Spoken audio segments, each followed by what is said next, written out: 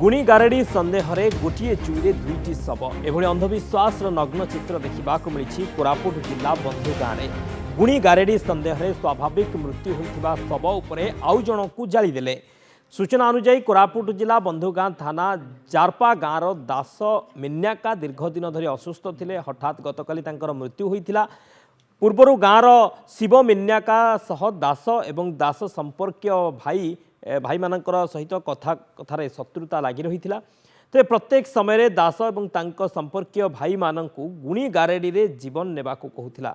हठात दासर अस्वाभाविक मृत्यु को नहीं शिव उपरे संदेह करी 4 ରୁ 5 जन मिलमिशी तांकु निर्मम भावे हत्या करिथिबा अभियोग परे मृत दासर शव उपरे शिवर शव रखी पोड़ी देइछन्ति लोके।